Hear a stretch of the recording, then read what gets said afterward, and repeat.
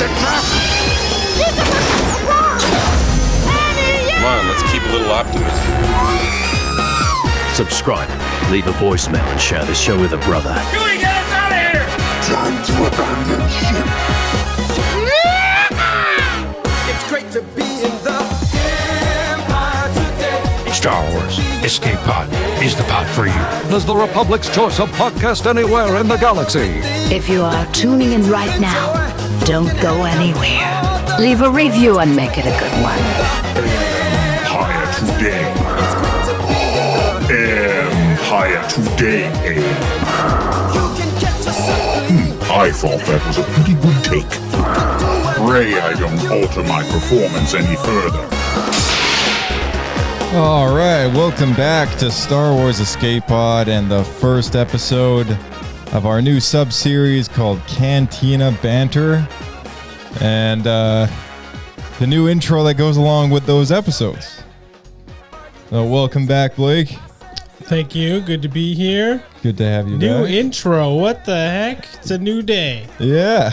Well, it's not going to be sticking for every episode. It's only for those Cantina Banters. But Oh, I see. which, for those who don't know, Cantina Banter is our new casual episode week. It's going to be like very, very, I don't know, unplanned. Right. Just hanging out and chatting Star Wars like it's back in the day. Yeah. Just like all our other episodes. But less news oriented. yeah. Like headlines. Yeah, these or are show more reviews. just like random stuff. Like random stuff and also sometimes off-topic stuff. And sometimes you know, we have like a specific subject that we're talking about, and sometimes it's a matter of trying to keep it on the rails a bit more. And so this is just the kind of episode we can just let loose and see where it goes, see where it takes us. happens. Yeah. So, you know, What happens in the escape pod stays in the escape pod. exactly. Yeah. Well, if we're in the cantina now. Oh, my bad. Escape pod can forget it.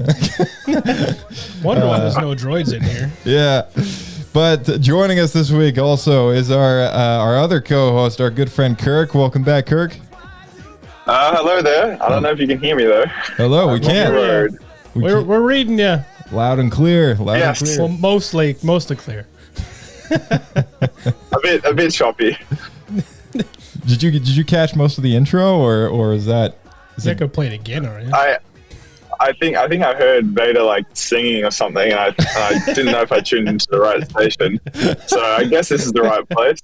Yeah, I think so. Yeah, like I mean, if you want to hear Vader again. Empire today. Empire today. I thought that was a pretty good take. Secret rap prodigy. Yeah. So we're sticking to theme. I mean, yes, the new intro, but once again, it's from the Star Wars Connect Xbox game. Which What a gold mine. what a gold mine for good Star Wars content. Oh my goodness. I get every piece of ore out of that thing we can. Yeah, you know, it surprises me. Okay, you know what? For our 400th episode, we're gonna do a review of the game. We've played The it before. Connect game? Yeah, you remember the Rancor I'm Rampage? going to say Rancor Rampage is the only good part. Yeah. So good, dude. All right, Kirk, when you get a chance, just look up Rancor Rampage on YouTube, and it's funnier when you see somebody actually playing Doing it live? doing Yeah. the game. Yeah, but it's like you're basically Send him the clip of me doing it. You basically look like What kind of game is it? Well, it's a Kinect game for Xbox 360. Do you remember Kinect? Like the camera motion control Yeah, thing. yeah. Right. Yeah, so there's a mini game on there which you can play, and you basically just look like a giant ape, like hopping around your living room, you know, because you're like motion controlling a giant Rancor and you're ripping apart Tatooine. And then you know what's crazy is I think what's his name from did the Book of Boba Fett. I think he played this game. Because you think that influenced He's why like, Boba I rode think on the Rancor? he probably played the game. He's like, I need this to be the finale of a Star Wars TV show. We have to canonize this. What, Robert Rodriguez? Is Yeah. that That's him? him, yeah. Yeah, Robert. He didn't give the crew any directing notes. He just said play the Xbox Connect game. Yeah, you just said play That's all you need Xbox to know. Connect, play the Rancor Rampage mode, then you'll know my thoughts. This makes sense. You know, when people complain about any Star Wars property today and say this is not what George Lucas intended, that's what they were referring to: the Rancor Connect game and Darth Vader rapping up and the Han Solo dance. That's what they refer to. Those are the glory days of George Lucas for sure. Oh man, yeah. Yeah, that's what the lore intended. Actually, I think there's an interview of Rodriguez during Spy Kids 3D, and he was talking about Star Wars Connect is his favorite game, and everyone's gonna check it out. Dude, Spy Kids 3D was like way before Xbox Connect, but I feel like I don't know if it was that far before. Spy Kids 3D, Xbox Connect Star Wars game, really? I don't know. I bet you it's only a handful of years apart. Really, I think it is. The timeline doesn't quite line up, but I think it's like less than 5 years. Spy Kids 3 was 2003. The third one? Yeah. When was the first Damn. one? The second one was 2002. Well, the first one was 2001. He did them back to back for 3 years. I didn't realize. Like when you're that age, when they come out, time feels slower. And then I think Star Wars Connect was 2011, if I'm not mistaken. Yeah, it doesn't. I'm not grabbing up a year right away. I'm standing by my quote. 2003 to 2012. 2012. It was like right before the Really? Disney buyout. Hey, it makes it G canon. That's why we didn't get DLC. It all makes sense now. Man, it was such a good game. What kind of DLC did you want? I don't know, like Ewok Rampage, Leia Rampage. Leia Rampage. Oh, gold. Well, you can play as like the Leia's in the dance off. Okay, I think it'd be funny if you're in Oh, like Hoth base and it's right after she has an argument with Han, and then she's just real angry, like smashing stuff. Yeah. Just knocking things over. well, we kind of got an Ewok rampage in Battlefront 2 with that like Ewok, like that game where if you play with all the settings turned down to really dark, it turns into like a horror game. The That's Ewok, true. But like the Ewoks are hunting the stormtroopers. Oh, Love that's a that good. very Yeah, that one. Ewok hunt. Yeah, it's so There's good. a Wampa Rampage in the original Battlefront 2. I think it's yeah, that's true. And it's that part of Hoth base that you never see because you just see, I think, right at the very end when Luke is leaving on his X-wing. Like, It was that's yeah. It was kind of a tip of the hat to a deleted scene, which would have had a Wampa. in the base. It's right? it's like a deleted scene where it's like a big joke that like they cut 2 or 3 sections out of the movie that would have led up to a joke with people like with the stormtroopers getting pulled into this doorway by Wampas. It was such a good call. And they had like they had a warning sign. It was like Yeah. a yellow sticker with like 3 or 4 little red dots in the form of like a triangle on this door. Was there a caution sign sort of thing? It was like a caution sign, and you kind of were given this idea earlier on, like, oh, what's this here for, right? And then there's a scene where 3PO in the escape of the base, like when everyone's running out, they're going to the Falcon. He like Empire's runs in the past this base. door, and then he goes back to the door, and he just like grabs the sticky note and then just rips it off, and then he runs away again. And then the stormtroopers, when they're walking through the hallway, checking all the doors to see if anyone's hiding, they open up the Wampa door, and then these just giant furry arms like come bursting out and grab these troopers and suck them into. And the other guy just like closes the door. Right? Yeah, the other guy just closed the door, And then they Vader leave. walks up and just like, what the heck? Yeah, man, it looked like something out of like. It looks like it's from like 70s television. Yeah, like it Like looks this like holiday special. Holiday Special 2 or something. Yeah, like it's so good. They should have left it in. I'm glad they didn't because that movie has like really good serious tones, and I'm glad they didn't ruin this like super cheesy comedy. Oh man, it's too good. But there is a Leia song actually. There's a little sample here. It's just Britney Spears. Did you make this? What is this? This is the Princess in the Battle song from the Kinect game. Oh It's my gosh, it's it's real. When you're dancing I as thought it Leia. was like a AI made music. No, it's I think it's like Leia's also in her like bikini outfit too. Of course. I'm pretty sure. Yeah, she is. I wonder- Yeah. What's funny is I bet you can tell when Disney took over, because before the Disney takeover, I bet you a lot of merch and advertising, Leia was in a bikini, and afterwards she's not. Yeah. It's like 100%. A very heavy divide. Well, they all I think there was only one Lego minifigure that they've done since the Disney buyout, which Leia in general, or of specifically Bikini Leia. Okay, because is that with the expensive Jabba's sail barge?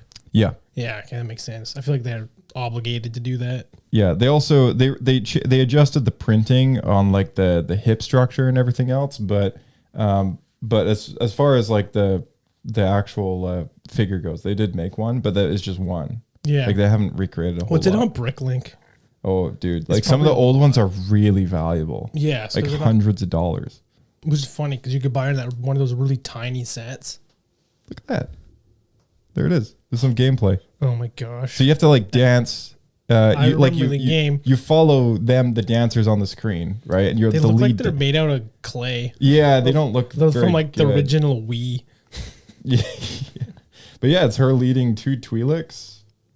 If you look really closely, you have Boba's back there, like peeping around the corner. It's true, dude. It's crazy, man. This game is nuts. I'm on audio only at the moment, so I'm just like picturing this really strange scene that you're saying with your that you're describing at the moment. Oh man. Okay, I'll send you a video when we end up playing this, and like we'll replay it or something, and I'll send you a video of us dancing with Leia. Star Wars Connect. Yep. Heck yeah. Like this is why Disney didn't make any expansions. Oh yeah, no, it's definitely at the bottom of their list, right next to Detours, releasing Detours. I mean, if they canceled, what is it, the Boba Fett game, 13, yeah. If they canceled that, Star Wars Connect had no chance. Oh no, yeah, totally. Maybe they'll make a sequel, but all the dance routines are with the dead Padawans from the Acolyte. Oh my goodness. I'd be curious if they did like a VR thing like that. That being said, I don't think Disney is going to do anything cheesy. Yeah. Because I feel like LucasArts, back when they used to be called LucasArts, they used to do a lot of just like really niche stuff. They did, yeah. Like they just like the experimenting. I think Lucasfilm now has like a new segment that kind of does that. Like you have some of the VR games, right? Yeah, I have all of them. And they have ILMX Labs, like that's their new VR studio. Mm-hmm. Like they've made 4 games. They're making a 5th one, which is like a pod racing game. That'd be cool. Yeah, is it VR as well? It's VR as well. Okay, that's gonna be pretty. It's not like it'll probably make people super nauseous. It's that's the thing though. It's like they've done it in a really weird way. So like it's both VR and mixed reality. So you need one of the newest headsets to play it. Okay. And it's proprietary to the MetaQuest 3 and 3S. And basically, when you're in a story mode where characters are talking, it's full VR. But there's like sections of the game where you're back in your own living room. And then the pod racing game itself is like a top-down race mode where weird. It's like projected onto your table. So it's like almost like a board game sort of thing. It's like digital. Like, yeah, it's kind of weird. It's like playing a video game in VR, but not a VR specific game, but it has VR elements around you. So it's very like. I kind of just want a really immersive pod racing game. I just want a first person. Yeah, exactly. In the driver's seat pod racing experience. That's what I want. They did that around Phantom Menace, but I think it was like an arcade game. Someone's got to take the old school the pod racer game, and just make it VR. Like give it a mod. Cool. Because somebody did it to like Shadows of the Empire, right? Like made a VR. They made a VR like mod. Yeah. How does that even work? Imagine if they got like the developers that do like the F1 games and like those F1 simulator rigs, and then they made like a whole pod racing game with that, with the hydraulic like chair and everything. That would be so cool. Oh man, yeah. That'd be very cool. So good. They kind of did that around 99 though. It was an arcade game where you had to like sit in the pod, and then you just had the screen in front. It was first person. Yeah, that's true. Also, welcome. I guess they did something similar with Squadrons. Yeah, Squadrons was first person. Squadrons had a VR mode, and so people complain about it. VR it like makes you nauseous the moment you do a barrel roll. And Yeah, it's like, I believe that. It's impossible to play that game without doing any kind of like dogfighting mode, because it's only like it's like multiplayer that is the VR mode. So it's like Star Fox VR, and everyone just oh my gosh, dude, it's nuts. Well, welcome back to Darian. Welcome back, dude. Thank you very much. Work ran really late today, so just got in the door like 20 minutes ago. All No good. worries. Thanks for making it. Of course, it's like the one day we have an early podcast. Yeah, I know, right? But hey, just while we're just in time for bringing you in, I'll transition topics here, because I put a little note down to address something that you texted me about, Darren, which I was also reading online. Is Kenneth Colley? He was the actor who brought Admiral Piet to life aboard Vader's flagship. The executor has sadly passed away, and the character served the Imperial Navy during the Battle of Hoth and the Battle of Endor as an Imperial officer, so you'll recognize him from both those movies. And Kenneth Colley portrayed Admiral Piet in both Empire and Return of the Jedi. He also reprised the role for Admiral Piet in the 2012 animated movie Lego Star Wars: The Empire Strikes Out. His acting career outside of Star Wars spanned 6 decades. He was an actor for a very long time, and has. Is it in England mainly? Yeah, he's known to playing very diverse roles, such as a German officer in the award-winning World War II miniseries War and Remembrance, the Duke of Vienna in a BBC production of Shakespeare's Measure for Measure, and a Soviet officer in Clint Eastwood's Firefox. So. Yeah, it's interesting. He's always the bad guy. Yeah. Just always German, just very good at playing a villain, I guess. But Colley's agent released a statement announcing that the actor passed away peacefully, surrounded by friends, on Monday, June 30th. So, man, it's a real shame. Yeah. So, but it sounds like he lived a really long life, and he's definitely going to be remembered forever in Star Wars movies, and I think that's a pretty wonderful thing. 100%, man. Yeah. So, given the choice between playing a good guy and a bad guy, I will always choose the bad guy. It is so much more fun. That is true. Bad guys are more fun to play. Yeah. For this week's Cantina Banter, for the first time ever, it feels like we actually have a question from somebody. And really? Yeah, I know. I think it's been years. Everyone's shy. Like I just assumed you closed down the lines. No one wants to put their question out there, which is kind of a shame. So this is thank you very much to Shortstack21 on Spotify for leaving a comment. And here's the question. Who is your favorite character, and what is your favorite movie and show in Star Wars? And I hope you guys have a great day. May the Force be with you. So that's half the comment there. But let's start with you. Blake. What's name your favorite character, favorite movie, favorite show? Well, it's kind of bland, so I feel like I should come up with. From childhood, it's kind of always been Empire Strikes Back and Vader, and it just feels like so generic, like everyone's going to say that, but it's true. As for show, the second half of Clone Wars. All right. Okay. What about you? Yeah, I mean, for me, it's the same thing. I just love Anakin a lot, Well, I feel like you can differentiate Anakin from Vader. Yeah, he's the same if you guy. want to, same person, but the character is portrayed differently.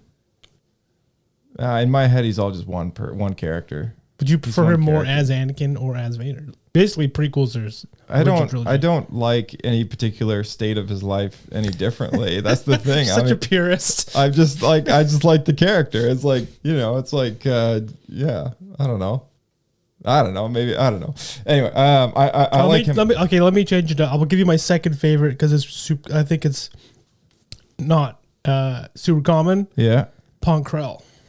He's your second favorite? It might be pushing him up the list a little bit, but I like him a lot. Oh, okay, all right. I don't. I'm gonna think about my second favorite character. But okay, favorite movie. Not Ahsoka. Favorite movie is Revenge of the Sith. No, I don't think my second favorite's Ahsoka. But favorite movies, Sith. Favorite show is without a doubt Clone Wars. Just through and through. Just through and through. Yeah, like it's the show that I feel like for me sticks out the most as far as like. It has the most variety. It has the most variety. Yeah, and it's not necessarily the best show, you know, like it's, and I mean, you know, everyone's going to have their own opinion about that show compared to the likes of say like Andor or you know, Ahsoka or Skeleton Crew or whatever. But I don't know. It's the last thing that George ever did before he sold the company. It's the last time that he touched any of his legacy characters, which was Anakin and Obi-Wan and, you know, setting up Ahsoka to be such a main player. And it was the big event that he had hinted about in his movies ever since 1977. So seeing it unfold was really special for me to finally kind of wonder, you know, like, what did that Clone Wars look like? Because we only caught the beginning and the end in the movies. And then to have it unfold in a TV show for years. And then have that thing always bothered me. That was just that they amazing. Skipped over it in the movies, like basically the whole thing. Yeah, exactly. And so I've always been fascinated with the era and you know, couldn't be happier with the show. And so much good stuff happened in it. So I'm a Clone Wars nut. Kirk, what about you? It's a tough one, but at least I think my favorite film still is probably Empire, but I always like compare that a lot with like, you know, A New Hope and Revenge of the Sith and Rogue One. They're probably my top four. But Empire, every time I watch Empire, like there's a reason I put it at the top.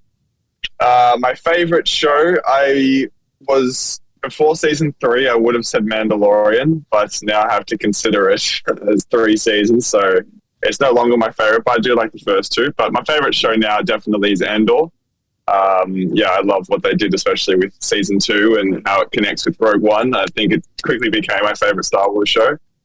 And my favorite character, past me and common me would say Obi-Wan, but future and current me would be pod racing legend Ben Quadranaros. It is definitely an honorable answer. I mean, he's just he got done hard in Phantom Menace. I reckon he had potential.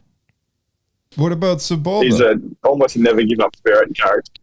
But Sebulba, he always wins. He doesn't compare to Benny Boy. I like Ben Kenobi. I like Ben Quadranaros.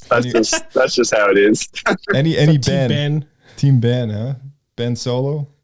Yeah, team Ben. Ben Solo is a solid third. Ben Swallow? Ben Swallow. That's pushing number 1, I have to say. All of his chest days contributed to that. Man, I got to get some pants like that. Like, I feel like they're the perfect kind of pants to wear on a cold day. They cover like half your torso. Like basically go up to your nipples. You just throw a sweater on and you got like overlapping layers for like half your body. I feel like it'd be uncomfortable. Wouldn't it, like chafe? Like chafe the underside a little bit. Yeah, maybe. I don't know. I'm not that swole, so it probably wouldn't chafe. Time to get more swole, man. You're gonna have to hit the gym so you can wear the Ben Swallow pants. Yeah, that's a good point. It always weirds me out.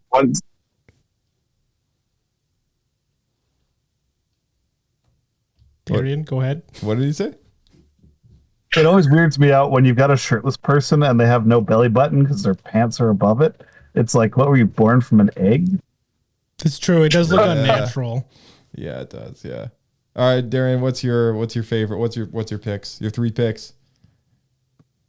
Okay, well, since everybody's saying Empire Strikes Back, I'll be the weird one and choose a movie that was probably one of the more flawed ones, but the second half of the movie is by far the best thing George ever did.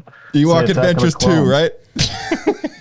Second half, back disc. Caravan of Courage? Caravan of Courage? No, it's Battle for Endor. Battle for Endor, yes. Is that the one? Caravan of Courage. Battle for Endor is way better, yeah. Yeah, it is. No, I'm actually a huge fan of Attack of the Clones. I love the Geonosis arc of that movie. Like, the part is really good. Especially getting, they got the best armor in the whole series, and then you get to see the laddies and their like full out most destructive capability, and you never get to see that even in Clone Wars after that moment.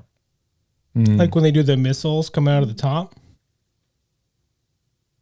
Well, when they enter the arena, they're using like all of the laser pods all over the laddie, and they just decimate everybody, right? And then that's not even including that the laddie has torpedoes they can drop from the wings. So I just thought that was a really cool moment. That's actually my favorite moment in Star Wars is the clones entering the arena. Yeah, it's a cool moment.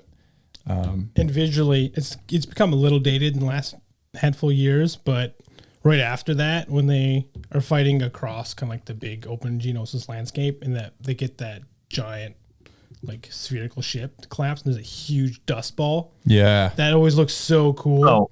Man, I still don't know how. I think it looks.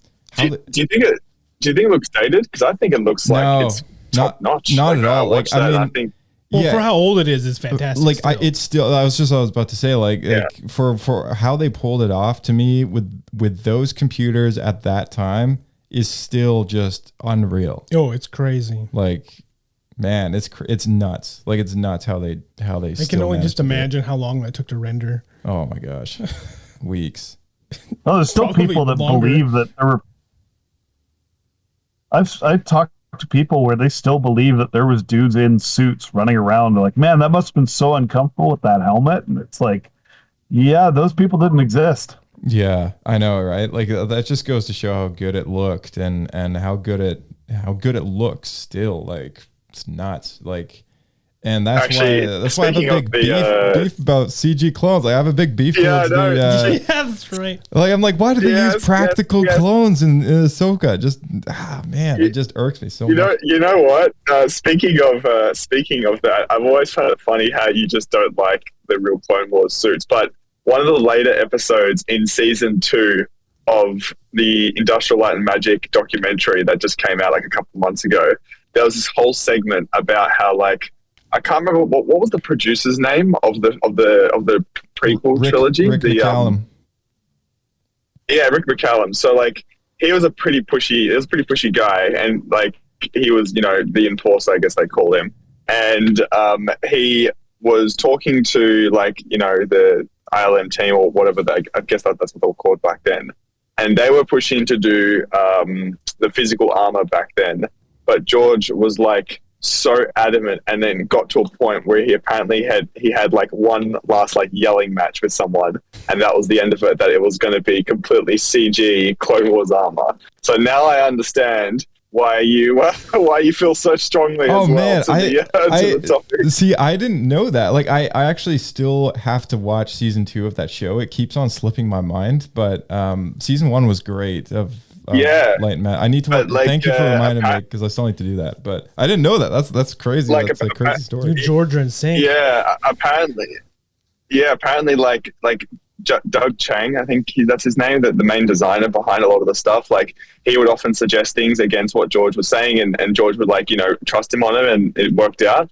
But like that was like one of the one things where George like put his foot down. He's like, no, we're getting CG Clone Wars armor, clone armor, and I'm not, and that's the last I'm hearing of it. Like, that's the one time he like properly put his foot down. You know what? I think I know why. I bet it's because during filming the original trilogy, trying to deal with a bunch of bumbling stormtroopers that can't see what they're doing must have been brutal. Oh yeah. He's like, I'm not doing that ever again. Yeah, I mean, directing a giant war scene with that level of. You can't hear anything in those helmets. Yeah, you can see even less. So, like, it like artistically, it wouldn't have come off the same way. But then also, like, this is supposed to be the new benchmark for being able to tell these stories the way he wants to tell them. Right. In the scale that he wants to do it. And there would be, I mean, maybe it wasn't as easy back then to match the CG doubles to a practical suit. I mean, maybe that's gotten better now, but like back then it's like, okay, we either commit to one or the other so that it looks the same consistent through the movie, right? And yeah, I mean, it just looks so good, like, you know, every single time. So it probably also saved him money not having to make that many suits and have that many extras and run. Oh yeah, in the long run, yeah, for sure. I think it would have saved them a lot of money, because that's a lot of suits. That's a lot of people. You know, if they were to use practical, there's people. 500,000 that were ready. And yeah, 1 million more well on the way. And if they were limited by quantity, I mean, those scenes would have looked bleak. You know, in comparison. Well, I guess nowadays they would just do a handful and then do the rest of them CG in the background. Right. But I don't know if they would have done that. But that's what I mean. Like the consistency of the way it looks between the CG ones and the practical ones. Maybe it was not going to look as good. It's a good question. So integration might have been a little harder or something. I don't know. Who knows? All right. So, okay. Something I wanted to bring up. I saw a post the other day from Mark Hamill. He's announced that he's going to be playing the Flying Dutchman in the new SpongeBob movie. Oh my gosh! In this year, in the fall, there's going to be a new SpongeBob movie, and playing or doing the voice. He's doing the voice of. Okay. Yeah.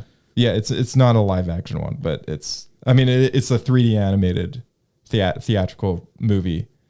But Mark Hamill's never been the voice of the Flying Dutchman. Somebody else has always been it. So I wondered if something happened to him. That's what I was wondering too. Yeah.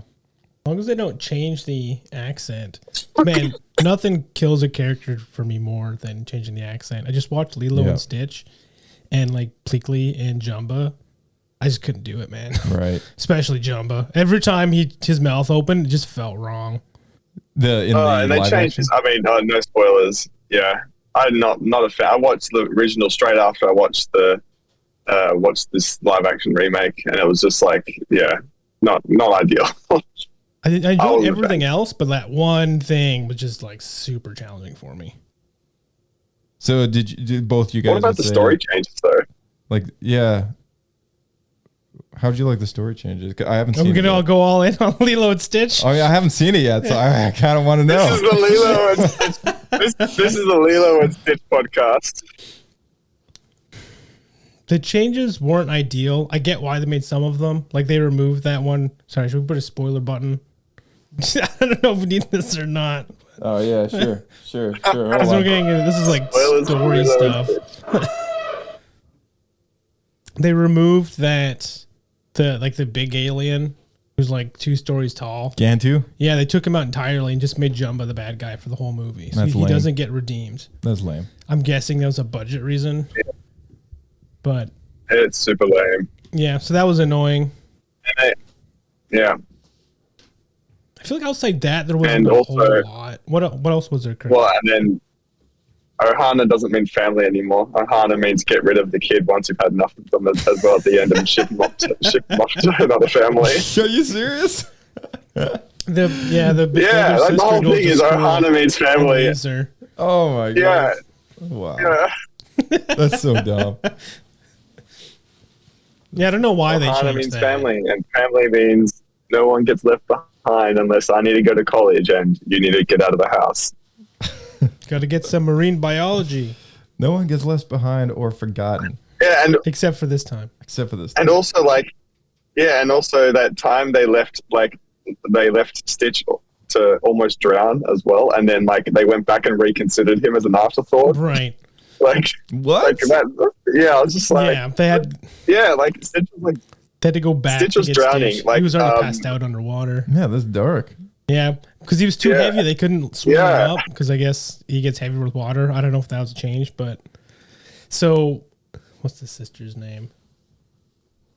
Nani. Thank you. So she lifted him up and sprinted underwater all the way to the beach. Huh? I don't know how she didn't drown, but what? But like, what Stitch did make was so sense heavy as she well couldn't is like swim with when. him. Yeah, but like Lilo carried Stitch like for a bit of the way, and then I guess he got too heavy. But like Nani was like, no, we have to leave him behind. And then she's like, oh wait, shit, I forgot. I'm in a Lilo and Stitch movie. I have to go back and grab him. And They then did all of this. all the way that's back why. out and get him. They did all this underwater. Yeah, Well, yeah. Most part of it's on Yeah. the beach, and then they have to go back and get him. kind of. That sounds awkward and strange. Yeah, but honestly, the voice thing to me was just like so distracting that I kind of missed. You know what I didn't know? I didn't know this, but the director of that movie, he did How to Train Your Dragon, the original Really? DreamWorks one, and DreamWorks asked for him to come back to do for the live action one. Interesting. I'm And- surprised he didn't do that. I think Wait, he what? tired of it, I I guess. thought the same director. I thought the same director did the new How to Train Your Dragon live action one. I thought it was the same guy. Yeah, director. it's the same guy. That's what I mean. Like he was the guy who did the original animation. So DreamWorks asked for him to come back and do the live action one. But he also did Lilo and Stitch, the animation one. Oh, it's the animated Oh, director. right. So okay, so one guy did the animated Lilo and Stitch and the animated How to Train Your Dragon. Okay. And between the two that got reboots yes. this year in live action, Yes. DreamWorks was the one that got him as a director to do their live action. Interesting. And Disney didn't ask for this guy to come back. I was gonna say, did Disney even try? No, they didn't. So I think he just out of pure spite, he decided because he on an interview he said he wasn't going to do it. Oh, And really? then when he wasn't asked to come back to do Lilo and Stitch, he signed on for How to Train Your Dragon. So I don't really know what's up with that, but Politics. yeah, I don't know. It's like, man, all right. Well, you saw How to Train Your Dragon. Was it more consistent to the original? Oh, dude, yeah, it was like watching one for one. perfect. it looked yeah. like it was the same. It was perfect. Yeah, it was like See, fresh off. Into I wish I joined you to watch it then, because you asked me. It's like that. Whenever they convert from animated to live action, I just want one for one. Yeah, that's all it was. Yeah. They Gerard Butler did like an insane job. He was like, yeah, Gerard Butler is so good because Gerard Butler plays Stoic in the original. Okay. Like, Is that the dad? yeah, the Viking dad, right? Okay. And the chief, and he plays him in live action as well. That's perfect. I mean, it's just like Yeah, Mr. Katie Sackhoff, right? Yeah, Katie Sackhoff, Thank you. Bo-Katan, or Mr. Krabs, the voice of Mr. Krabs. You know, what's his name again? I don't know. Kurgan. no, Nobody knows his name. I feel bad. Kurgan. Kurgan? Kurgan? That's his name? Oh my God! None of you know who Kurgan is? You're so painfully young. Kurgan? What? What is this? This is. I don't know if this is real or a joke. Okay, what show are you talking There about? can be only one. Kurgan. Oh, Open Oh mic. Highlander. my God! Oh, Highlander. The Brown. Highlander movie? Yeah, Oh, that man. was where he got famous. He played the Kurgan. Oh, yeah. had no idea. Ironically enough, I literally just borrowed the Blu-ray from my dad. I'm like gonna watch it this week because I heard they're doing a new one. It did Oh, I not. didn't know that. Yeah, they're doing a new one. They're I was just thinking about that movie recently. yeah. What's the new one? Somebody got cast in the new one. Maybe not. Is it not just gonna be called like Braveheart 2 or something? Henry Cavill and Russell Crowe are in the new one. Interesting. Yeah. So The Witcher Oh, is that's- now gonna save the Scottish. Yeah. Yeah. Anyway, Mr. Krabs, Clancy Brown, that's his name. Clancy Brown played what's his name from Star Wars Rebels? This guy. And then he went to Ahsoka and he played the same character. Okay, that's cool. Yeah. He also played I love that you. that red Devronian bounty hunter guy in The Mandalorian, the one who is like fireproof. Is that from the one of the first like episodes? season 1? Yeah, like season 1 they break out that crazy Twi'lek. And there's like The Bill Burr episode. Yeah, the Bill Burr okay. episode. And there's like a big grunt with them, like a big huge tough. Oh right, Like okay, red skin with the horns and everything. There's the two Twi'leks. Yeah, Right, yeah, okay. yeah. So he plays him too. Yeah, he gets around. And he's also Savage Press, my favorite character in the series. He is. He voices Star him Wars. too. He is, yeah. I didn't know that. That's cool. Yeah. Yeah, he really gets around. Once you get in on this Dave Filoni crowd, you get to just keep coming back. I feel like once you're Clancy Brown, you just keep coming back. As opposed to I know he's got to fight for it every time. Yeah. Sorry, Darren, what's that? Oh yeah, Clancy Brown has played like 12 characters in Star Trek. Like you think he's in a lot of Star Wars, but holy crap, I think he's been in every series except for the original for Star Trek. That's crazy. Dang, that's a lot. Just bounce back and forth between Star Wars and Star Trek now, I guess. Speaking of other shows, Suits LA had a name drop.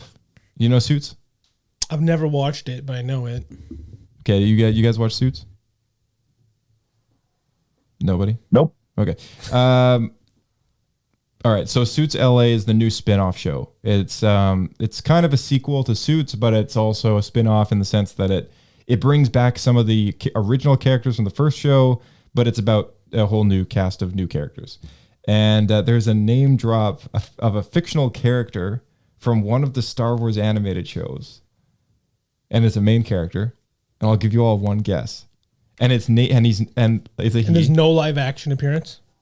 Actually, yeah, there is a live action appearance, and he's name dropped over 8 times throughout the show so far. Oh my goodness! Any guesses? Mr. Krabs? Dude, a Star Wars show, dude. Mr. Krabs isn't in Star Wars. Nobody has any guesses. Okay, it was Ezra Bridger. So he's name dropped like 8 times. I was trying to think about background character. 8 or 10 times. No, main character. Ezra Bridger. Yeah, the Ezra Bridger from Star Wars Rebels. And when they filmed is the live action Ezra Bridger character in the Suits LA? No. So what happens is like one of the characters is like kind of a nerd, like kind of a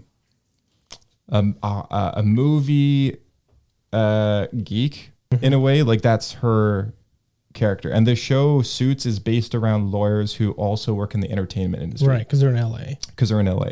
So one of them is like she's kind of like one of those people that helps out, kind of like when we first meet what's her face's character in the first Suits show. She's like one of the people that helps a lawyer like find information and stuff like that. Jessica Pearson? No, like Meghan Markle's character.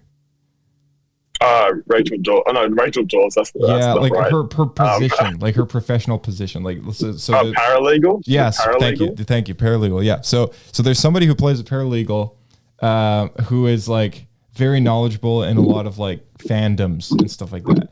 So she actually has like a secondary hobby of wanting to write for a living, like screenwrite, you know. And so because she doesn't want anyone to know that she's the one who wrote any of this stuff, she calls herself Ezra Bridger on the scripts.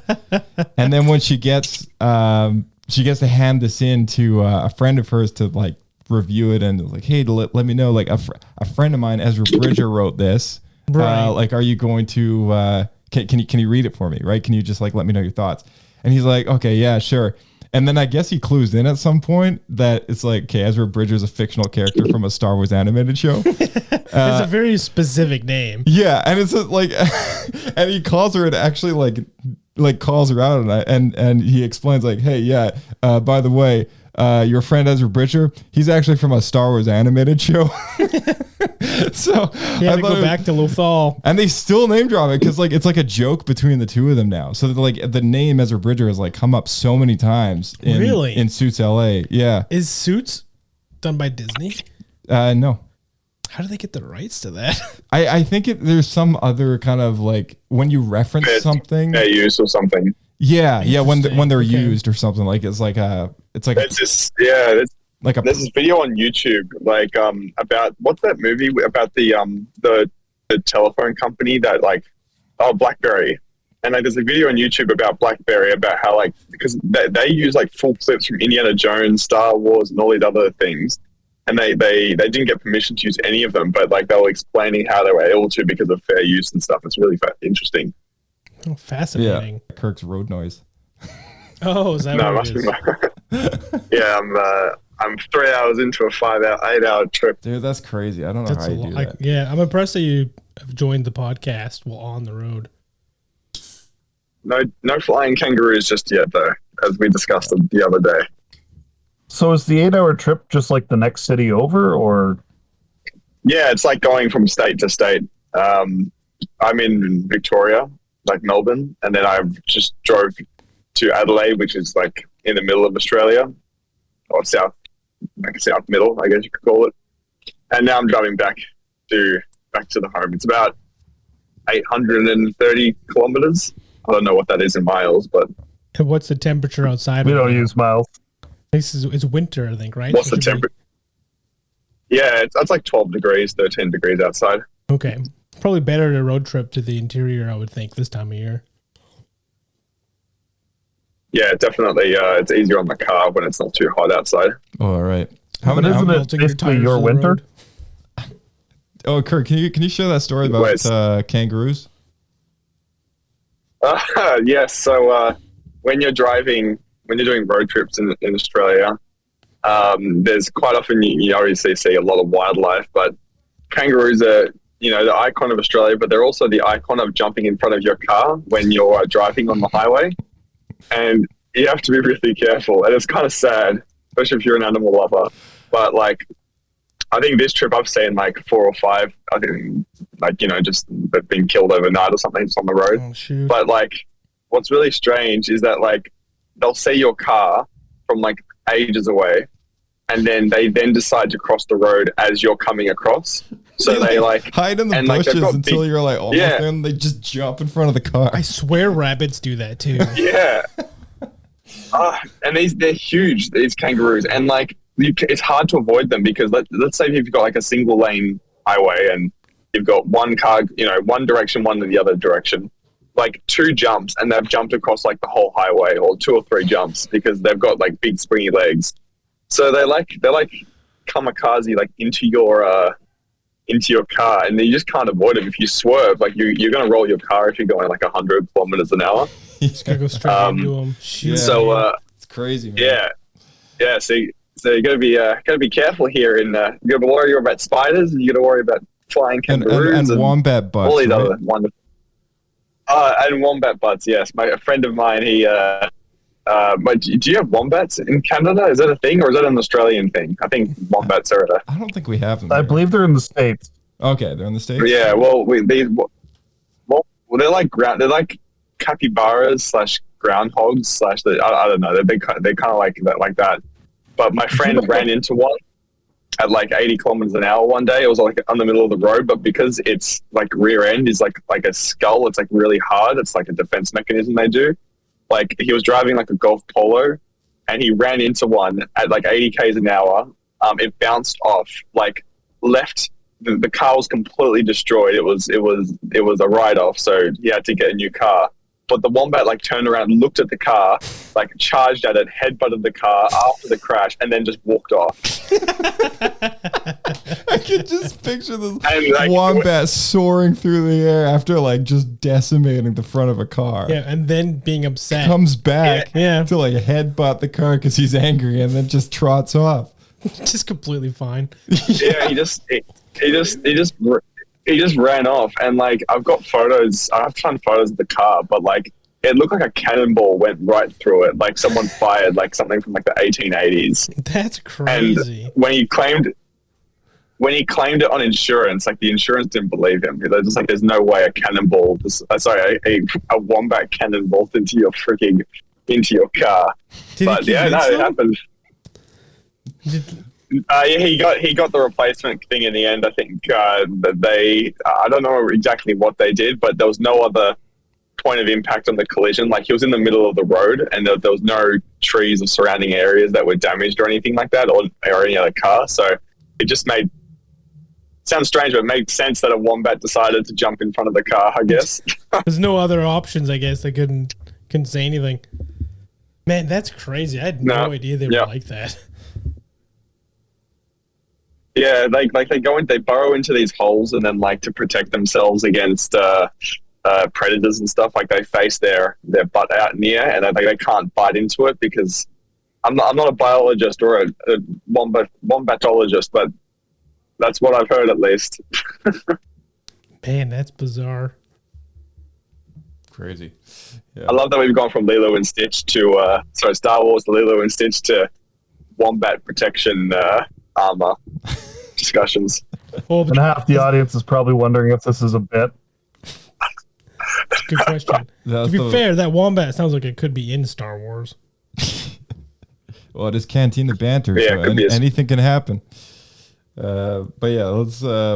If you just like rearrange the letters, or if you say wombat backwards, like I don't know, like Tambos, that could be a Star Wars name. Actually, speaking of Star Wars names, I was watching another interview with Tony Gilroy, and he was telling people how he gotten really, really good at like naming, coming up with Star Wars names. And then someone said to him like, "Oh, what about Tim?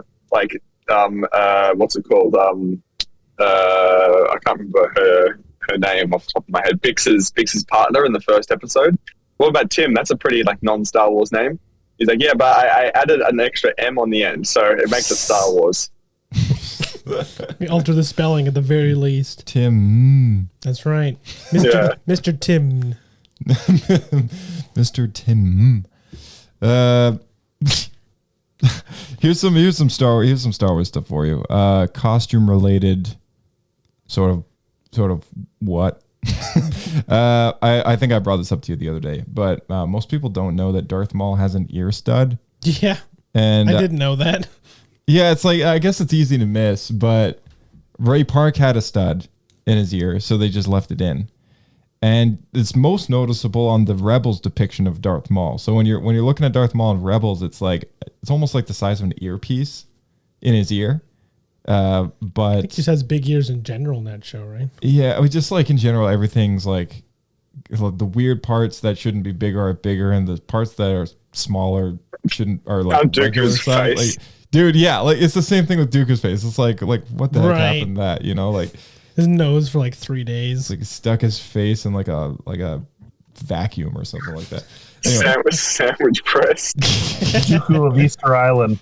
Yeah, that's actually pretty accurate. Yeah, but anyway, yeah, Darth Maul has a stud in his left ear, so it's like if you're looking at him on screen, it's on the right side. And I don't know, I just thought it was kind of interesting that, you know, it goes unnoticed still after all these years. I'm impressed that they put in the effort to add it to the animated show. Yeah, like they included it in the detail. So, you know, I'll be watching for it for the, you know, the new Shadow Lord series coming out next year. I'll be looking for that ear stud. It's got to be complete. Is it in Clone Wars as well? I actually don't know. I think it is. But I'll have to look again just to be safe. Now, here's the question. So if Darth Maul has that ear piercing, it would be really hard to do that to yourself. So did Palpatine help him do it, or did he like break cover and go to a Claire's and get the piercing gun? Oh man, a guy like Darth Maul, he just did it himself. Because that's why it's not centered. I mean, it's possible that he had it before he became Palpatine's assassin. Right. Had it from like being a small child or something. Maybe he got it. Yeah, maybe it's something to do with Dathomir. I don't know. Yeah. Do any other Dathomir people have it? Is it just him? Not that I've seen. I mean, it's just kind of a character thing that he's got this, because it's a Ray Park thing. Right. Like that's kind of the reason he's got it. But there was another. Speaking of Dathomir, are there any news on the new Jedi Fallen Order game? Oh, nothing. No, it's been dry news. Yeah, nothing new come up. Nothing news come up from because that was quite successful, wasn't it? Like, didn't they sell a whole bunch of? I think it's because the second one is still kind of new. Like, it still came out like only, what was it, a year and a half ago or something. Sorry, such a good game. 2 years ago, maybe Jedi Survivor. Was it 2 years ago? But yeah, 2023. That sounds right. You want to read that? Oh, Where's Jedi Sacrifice? I was just trying to show you, Josh, a picture that there is no ear stud. Oh, there's no okay. Version of Maul. Thank you. There's none. Not any of the photos I saw. On Wait, Google. can I see that again? Sure. It could be that the image is flipped. It was because so he didn't have the ear stud in for quite a bit of the movie, but because he had it, he forgot to take it out for one of the close-ups. That's why they added it. It does appear and disappear in Phantom Menace. So it was a mistake. Like it wasn't that they just said, "Man, don't worry about it." It was that he just one day forgot to take it out. Do you think the makeup artist would have noticed after 5 hours of makeup?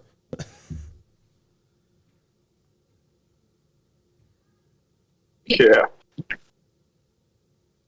Josh is going all in on this now. I'm just like looking for like photos going like, no, it is there. It is there. In Clone Wars? Yeah, it is there. This is the Clone Wars version. It's right there. It's just really hard to see with some lighting situations. I didn't notice that in Clone Wars, there's no detail in people's ears. They're just like flat flaps. Yeah.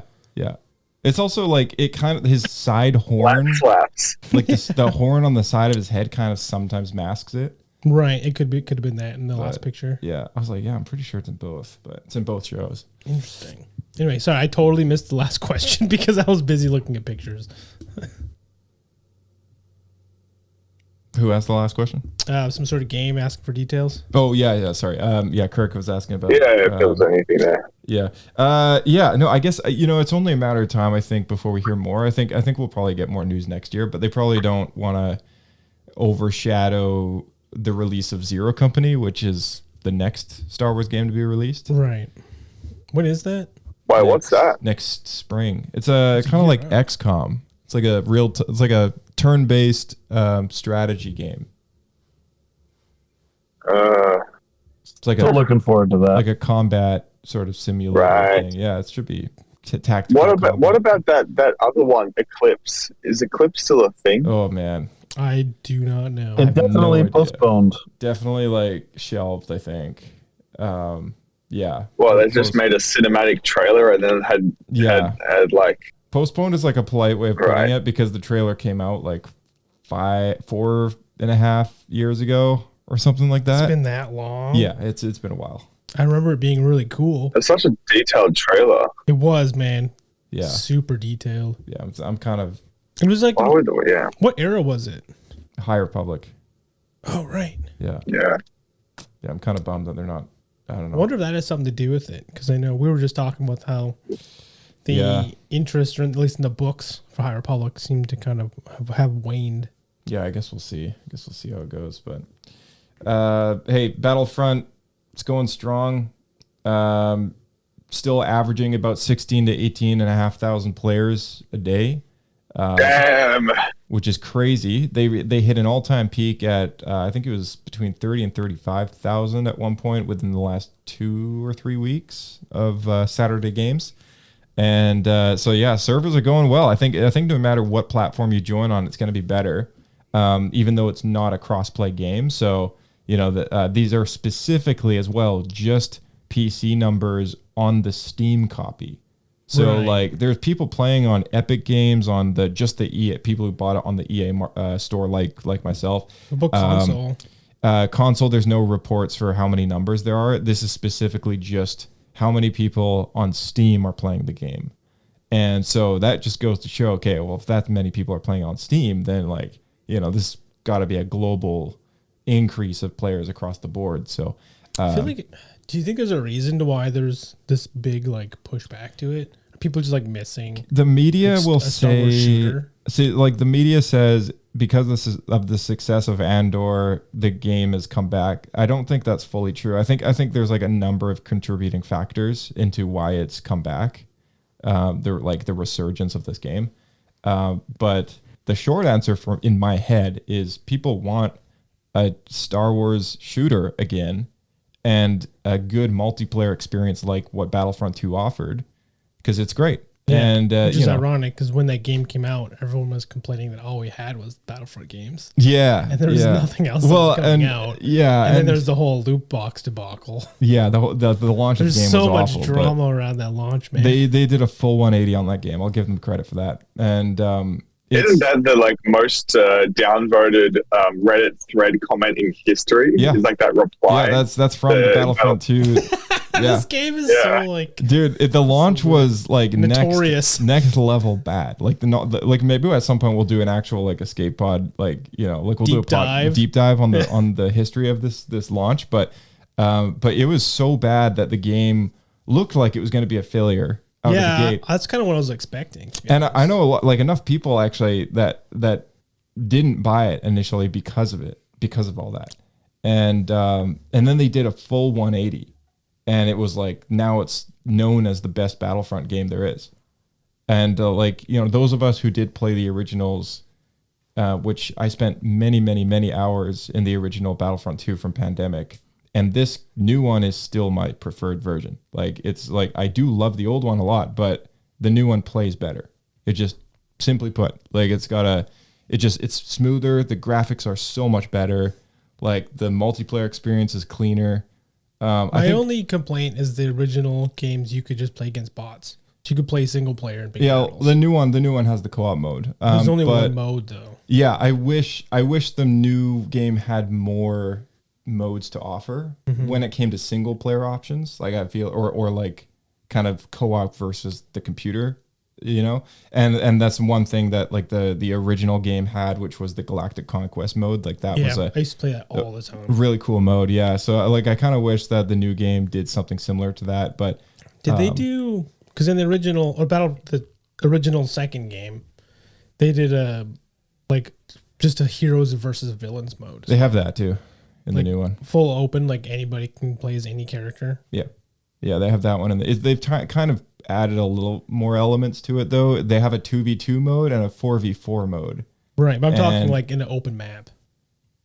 Yeah, just in like a big... So like across like all of Mos Eisley, it's just all the heroes versus all the villains. Oh. It takes so long. I don't think they have that. Okay, because the original had that. That's crazy. No, I don't remember that? I don't know if they have that. That would be... I think that's like... Because each... Yeah, because I remember sprinting around as General Grievous and then just doing his like spinning lightsaber thing and just trashing people. I think it's good guys and bad guys. I think there's like 16 or is there 12 options? I forget how many options there are. There's like a decent amount, but I don't know. It'd be like chaos if they did a mode like that. I think you should play with Bryce, and Bryce would always go as Chewbacca, who had like you could shoot the missile and like control it with your camera. Oh yeah. So you just find somewhere to hide and just like fly his missiles everywhere, so you can never find him. see, those are the reasons why the old game is so fun. Still, it's these weird quirks, like those weird quirks. But like that, like if that was done in a game today, like people would consider that awful gameplay. Like people would be like, "No, this is like you're terrible. playing with like your friends in the same room." But yeah, it's like the reasons why old games are still like fun and good is like because of like stupid stuff like that. But man, it's. Good times, man. Yeah, but yeah, even review wise, like I've been to a few sites and the new one is ranked like the best of, and the worst one is the second most new one. So the new one, I was wondering. I don't remember much about that one at all. The EA Battlefront, just Battlefront, was so bad because there was no campaign at all, so there was no story to play. It was just a multiplayer experience, and it was basically just multiplayer and survival mode. There was like just 2 or 3 modes you could play, and that was it. And it was just a very, very polished Star Wars multiplayer shooter. And the worst part about that one was that you didn't really have an option on what you were going to be as like a fighter. Right. You really had like, do you want the jump pack or do you want the grenade? Yeah. Yeah. It was just so basic and just, I don't remember at all. Like repressed. I don't think you played it. I don't think I must have. Like when it came out, we were so hype on Star Wars at the time because it was around that. It was like pre-Force Awakens, right? It was it pre-Force Awakens? The first one? I think it may have been the same year. 2015, yeah. Yeah. Anyway. I remember playing so much of it, the first one. I think in the early days, I played more of the first one than I did the second. But then now recently, like last year, like every time not every time, but like often when I would come back home from work, I would put on Battlefront 2 for like half an hour and play. But it was always just co-op mode because I could never find more than like 2 other players like playing on the servers. But now, like, you go on and then, like, you can get stuck into like a 3-hour supremacy game. It's so good. Yeah, that's good stuff. It has some of the best level designs, like especially Mustafar on there. It's so beautifully done, and you forget that there's an edge to that map. It's so well done, but the gameplay was just terrible. Yeah.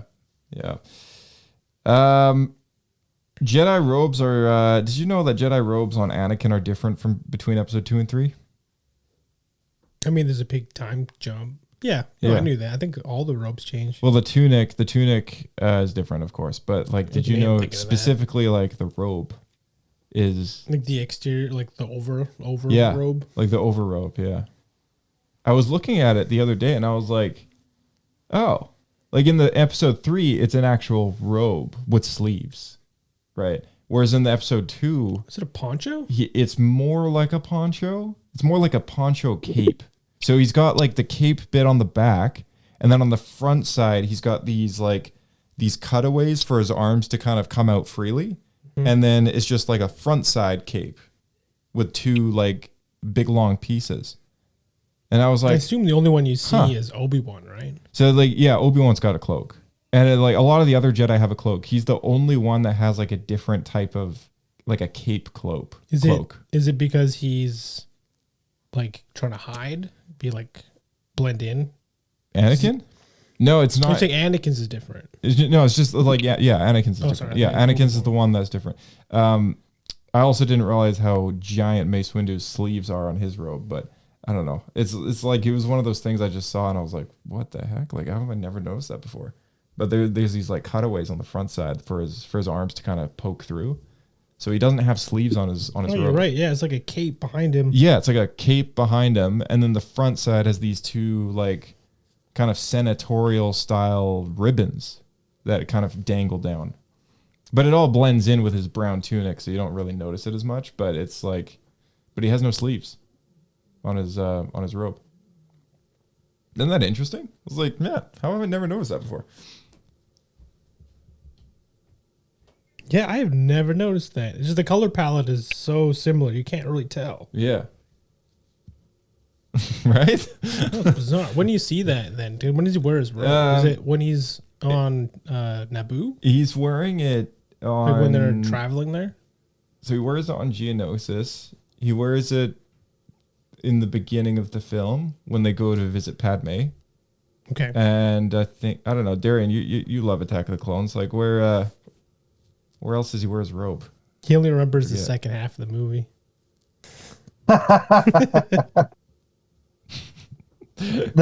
I always love the continuity errors with the robes. They take them off in so many places and run out of the room, and then all of a sudden they've got them back. Yes. It's hard to track in that movie.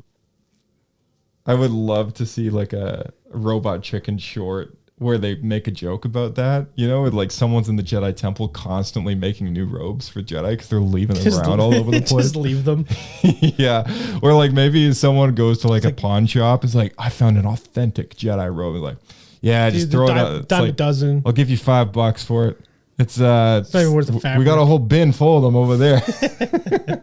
After the Clone Wars, you found about 50,000 on every single planet. Could you also imagine being a Jedi? You're like a youngling, you're excited to be on adventures, and then the job you get given is like the tailor. So that would suck. That would suck, man. Oh, jeez. So I always feel bad about I forget her name, but she had to be the librarian. Yeah. All right, I got to wrap things up for this evening, everybody. But just so you know, we had an Orbit Key giveaway recently, and it went fairly well. We had 10 winners, and we're very happy that everyone got a chance to respond, to the emails, and the prizes have been shipped, and everything's good and well on its way, and that's the last of all the Star Wars stuff. So, it's going away. It's gone. Sad day. But if there is any more Star Wars stuff, then definitely go to the website before it's gone. I don't think they can sell it anymore, but go and check it out. Go and check out Orbikey, orbikey.com. Are people reselling on eBay now that it's exclusive limited edition? Yeah. Yeah, it's a good idea. It's too late. Better ran out. Exactly. Can't flip it. All right. Kirk, Darian, thank you for joining us. To the two of you. Kirk on the road. Sal on his couches. Thanks for having me this time. Yeah, anytime, guys. Thanks so much. And thank you, as always, to Blake for co-hosting, as always. Yeah, it's good to be here. It was a lot of fun. Good episode 1.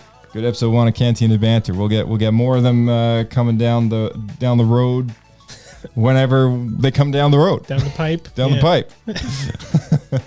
Down the highway across Australia. Down the hyperspace lane. Yeah, after dodging all those kangaroos and the wombats. The wombats. You look out for them. Yeah. And the wampas and everything. Everything down here. Oh, man, those wampas got to be sweating pretty hard. Oh, yeah. They're Australia. All right, guys. We'll catch you in the next one. We'll see you out there. Right, Laney. Keep flying.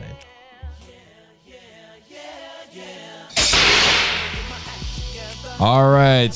Thank you to our audience, as always, for listening in and joining us on our first Cantina Banter. So if you have any questions or topics that you'd like us to talk about in the next Cantina Banter episode, just leave a comment on this episode or the next, and we'll probably get to it in the next Cantina Banter. And it's just a fun way to have some casual chats, unplanned, and because we love talking, and that's kind of why we do this. We love talking to each other, and we love talking at the entertainment pleasure of yourself. So we will catch you in the next episode of Star Wars Escape Pod. May the Force be with you.